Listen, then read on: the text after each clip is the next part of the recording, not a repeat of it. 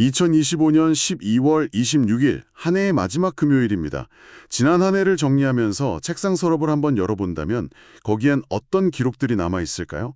오늘은 시간을 한 10여 년 전으로 되돌려서요. 한 IT 전문가가 남긴 아주 개인적인 기록물을 함께 열어보려고 합니다. 제목은 한 IT 워커의 여정, 일에 대한 나의 기준을 찾아서. 저희는 오늘 이 기록을 마치 오래된 사진첩 넘기듯이 한 페이지 한 페이지 따라가면서 그 치열했던 고민의 순간들을 생생하게 따라가 보려고 합니다. 이게 뭐랄까, 잘 포장된 성공 신화가 아니에요. 오히려 실패, 그리고 기다림, 그 속에서 건져 올린 정말 날 것 그대로의 통찰에 대한 이야기거든요. 오늘 저희가 이 여정을 따라가다 보면 몇 가지 중요한 질문들을 마주하게 될 겁니다. 예를 들면 보여주는 것과 해내는 것 사이에 그 아슬아슬한 줄타기라던가, 문제의 핵심을 꿰뚫는다는 게 대체 무슨 의미인지, 그리고 또 기술을 넘어서 사람과 연결된다는 게 한 사람의 커리어를 어떻게 바꿀 수 있는지, 뭐 그런 것들이죠. 어쩌면 듣고 계신 당신의 이야기일 수도 있는 아주 보편적인 고민의 흔적들을 발견하는 시간이 될 겁니다. 좋습니다. 그럼 그 시간의 기록 속으로 함께 들어가 보죠. 자, 먼지를 털고 첫 번째 페이지를 넘겨봅니다. 한 IT 워커의 여정이라는 제목 아래 데일 카네기의 문장이 우리를 맞이하네요. 큰 일을 먼저 하라. 작은 일은 저절로 처리될 것이다. 앞으로 펼쳐질 모든 이야기의 방향을 딱 암시하는 서곡처럼 들리네요. 그렇죠. 이 여정 전체를 관통하는 화두가 바로 나에게 큰일이란 무엇인가, 이걸 정의하는 과정이거든요. 수많은 업무 요청, 또 인간관계, 쏟아지는 정보 속에서 내가 정말로 집중해야 할 단 하나, 그 기준을 세우는 게 모든 이야기의 출발점인 셈이죠. 바로 그 출발점이 이 페이지에서 아주 날카로운 질문으로 구체화됩니다. 나는 어떤 엔지니어가 되어야 하는가라는 근본적인 물음이요. 그리고 그 옆에 한쪽에는 보여주기 위한 일, 다른 쪽에는 묵묵히 해내는 덕목이 놓인 저울 그림이 그려져 있어요. 심지어 너무 보여주기 위해서 일을 하는 것 같다, 이런 주변의 쓴소리도 있었다고 솔직하게 고백하고 있네요. 이게 바로 저자가 마주한 첫 번째 딜레마이자 사실 많은 직장인들이 지금도 겪고 있는 고민 아닐까요? 내 성과를 적극적으로 알려서 인정받고 싶은 마음, 그리고 엔지니어로서의 본질, 그러니까 묵묵히 기술적인 과업을 완수해야 한다는 그 책임감 사이의 충돌이죠. 그런데 이 둘 사이에서 균형을 잡는다는 게 사실 말처럼 쉽지는 않잖아요. 자칫 잘못하면 속은 비어있는데 겉만 번지르르하다, 이런 평가를 받을 수도 있고, 반대로 실력은 좋은데 아무도 안 알아주는 답답한 상황에 처할 수도 있고요. 바로 그 지점을 파고드는 질문이 이어집니다. 남들과 똑같다면 누가 나의 밸류를 사갈 거냐? 이 질문에 대한 그만의 전략적인 해답이 바로 선택과 집중이었던 거죠. 모두에게 잘 보이려는 노력을 이제 그만두고 나만이 할 수 있는 큰 일이 뭔지 정의하고 거기에 모든 자원을 쏟아붓겠다, 이런 선언인 셈입니다. 자신만의 큰 일을 정해야 하는 것. 그게 곧 나만의 가치를 만드는 첫걸음이라는 거군요. 그 딜레마에 대한 그만의 첫 번째 해답이 3페이지에 등장합니다. 모토가 즐거움을 찾아내는 힘이래요. 하고 싶은 일에는 열정을 쏟아라 라는 문구가 있는데 그 해석이 아주 독특해요. 보통은 내가 좋아하는 일을 찾아서 해야 한다, 이렇게 생각하기 쉬운데 그는 관점을 완전히 비틀어 버리죠. 인용을 해보자면 그 일이 진짜 즐거운 일이란 의미보다는 이왕 내가 해야 될 일이면 저는 일단 그 일이 즐겁고 하고 싶은 일로 만들려고 노력합니다. 이건 즐거움을 수동적으로 찾는 게 아니라 주어진 상황 속에서 능동적으로 만들어낸다는 의미잖아요. 저는 사실 이 부분이 가장 인상 깊었습니다. 주어진 일을 즐거움으로 만들어낸다는 발상이요. 솔직히 대부분의 직장인들은 주어진 일을 그냥 해치우기 바쁘지 않나요? 이왕 해야 할 일이니까 긍정적으로 생각하자, 이 정도의 자기 위안을 넘어서 일 자체를 즐거운 걸로 재창조하겠다. 이게 과연 가능한 일일까요? 혹시 지금 하시는 일에서 억지로라도 즐거움을 만들어보려 노력하신 적이 있으세요? 굉장히 도발적인 질문이네요. 하지만 바로 그 능동적인 태도가 핵심입니다. 어떤 일이든 희로애락이 공존하는데 그중에서 희하고 락을 스스로 선택해서 증폭시키겠다는 의지. 이것이 바로 고된 업무 속에서도 번아웃되지 않고 동력을 유지하는 그만의 비결이었던 거죠. 이 태도가 이후의 경험들을 어떻게 헤쳐나가는지 그걸 지켜보는 게 이 기록을 읽는 중요한 관전 포인트가 될 겁니다. 그 능동적인 태도가 곧바로 시험대에 오르게 됩니다. 4페이지, 시간은 2002년 1월, 무대는 실리콘밸리의 SGI 본사로 옮겨집니다. 화면 가득한 황소 10,000마리 중에서 오류가 난 5마리를 찾는 퀴즈. 프로그래밍 초보였던 그는 손도 못 대고 있었지만 구루라고 불리는 전문가들은 단 5분 만에 해결해버립니다. 이 압도적인 실력 차이 앞에서 보통 사람이라면 좌절감을 느꼈을 것 같은데요. 모두가 푸는 문제가 아닌 나에게 주어진 문제를 해결하는 데 있다. 당시 그의 진짜 숙제, 그의 큰일은 눈앞의 황소 퀴즈가 아니었거든요. 바로 케이블룸에 생긴 잔상 문제를 해결하는 것이었죠. 아, 케이블룸이라면 당시로서는 최첨단 기술이었던 그 방 전체가 스크린인 가상현실 공간 말이죠. 거기서 잔상이 생긴다는 건 몰입에 아주 치명적인 문제였겠네요. 맞습니다. 그는 구루들의 그 화려한 문제풀이쇼, 그 작은 일에 현혹되지 않은 거예요. 그리고 고객이 겪고 있는 케이블룸 잔상 문제라는 자신의 큰일이 무엇인지 다시 한번 상기한 겁니다. 1페이지의 데일 카네기 명언이 실제 경험 속에서 체화되는 순간이죠. 이 깨닫음이 5페이지에 보이지 않는 적과의 싸움으로 이어집니다. 제목부터가 심상치 않네요. 케이블은 문제를 본사에 보고하고 하염없이 기다려야만 했던 그 답답한 시간을 묘사하고 있습니다. 요즘처럼 속도가 생명인 시대에 이런 방식의 기다림이 여전히 유효할까요? 오히려 좀 무능하거나 답답하게 보일 수도 있지 않을까요? 충분히 그렇게 생각할 수 있죠.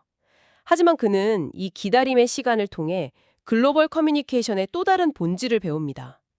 문제를 등록하고 몇 차례 통화하고 진행 상황을 공유하고 그러고 나니 할 수 있는 게 기다리는 것밖에 없었다는 대목에서 당시의 막막함이 느껴지죠. 하지만 그는 이 과정을 통해서 인내와 의지라는 중요한 자질을 배웁니다. 복잡한 문제일수록 해결에는 절대적인 시간이 필요하다는 걸 인정하고 끈기 있게 과정을 관리하는 것. 이것이 보이지 않는 곳에서 일하는 엔지니어의 중요한 덕목이라는 걸 몸으로 체득한 거죠. 그리고 마침내 6페이지에서 그 기나긴 기다림의 끝이 드러납니다. 그토록 애태우던 문제의 해결책이 정말 허무할 정도로 간단했다는 사실.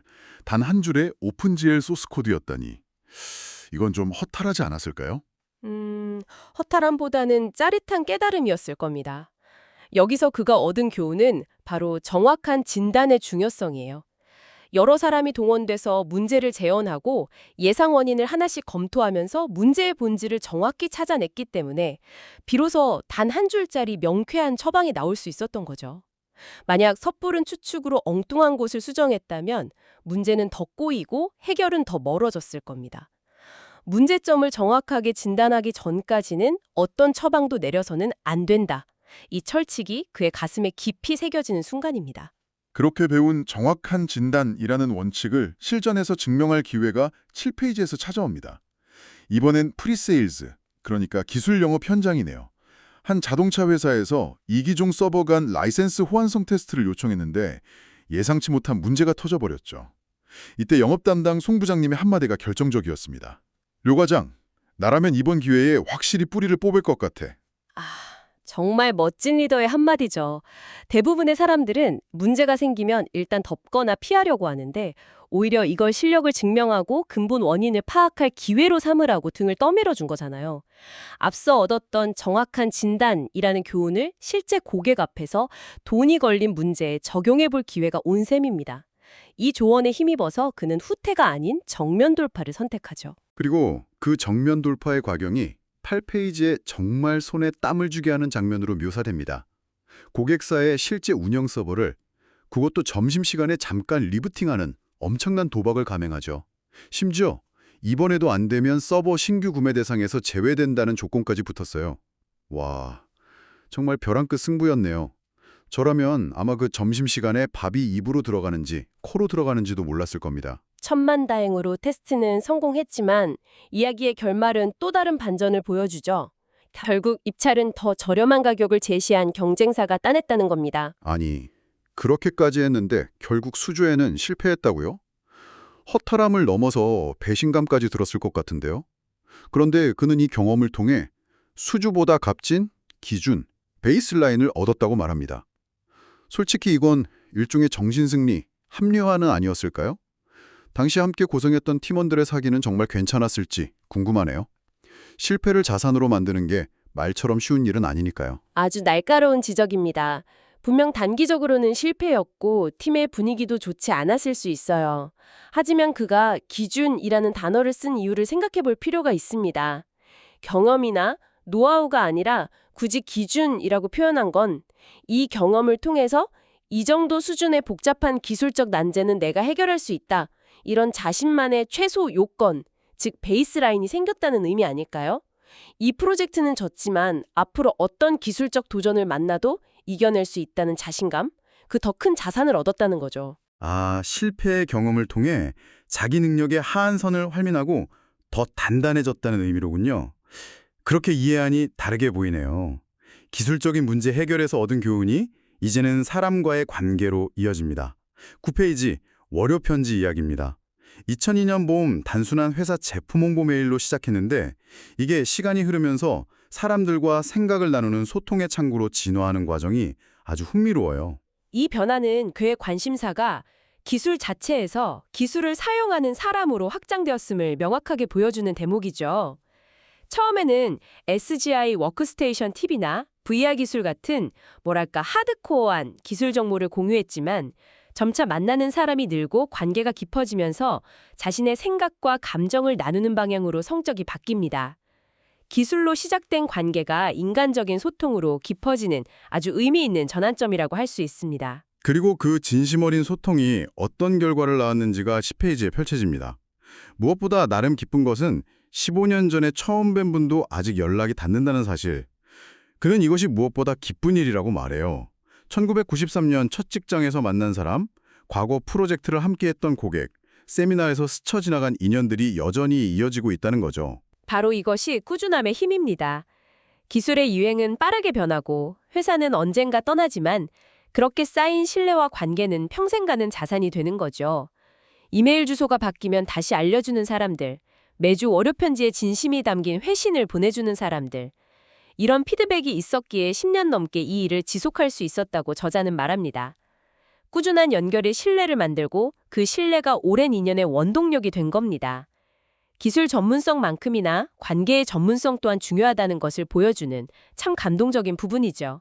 네, 지금까지의 모든 경험들이 마침내 하나의 그림으로 완성되는 것 같습니다. 11페이지입니다. 파편처럼 흩어져 있던 경험들이 4가지의 단단한 일의 기준으로 응축돼서 나타나네요. 이 여정의 최종 목적지라고 할 수 있겠어요? 그렇습니다. 그가 험난한 여정을 통해 스스로 찾아낸 4가지 기준이죠. 첫째, 선택과 집중.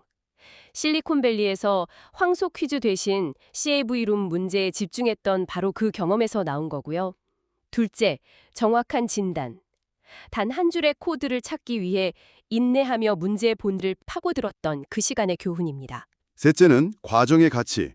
비록 수주에는 실패했지만 더 값진 기준을 얻었던 자동차 회사 프로젝트의 기억이 담겨 있군요.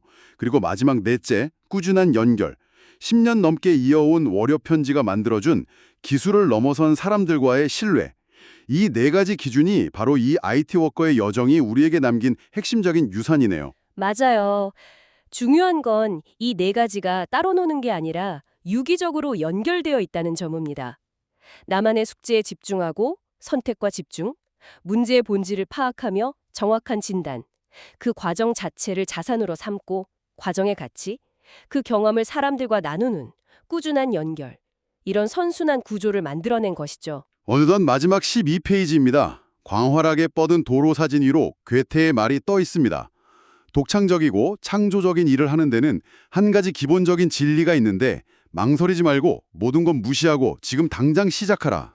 오늘 우리는 한 사람의 기록을 통해 경험이 어떻게 지혜가 되고 그 지혜가 어떻게 단단한 기준이 되는지를 목격했습니다. 화려한 성공 비법이나 대단한 이론이 아니었죠. 묵묵히 자신의 길을 걸으며 넘어지고 기다리고 다시 일어나면서 얻어낸 아주 진솔하고 실용적인 교훈들이었습니다. 10여 년 전 한 사람의 고민과 성찰이 담긴 이 이야기는 이제 시간을 넘어 당신에게 질문을 던집니다. 오늘 우리가 본 것은 완벽한 성공 스토리가 아니었습니다.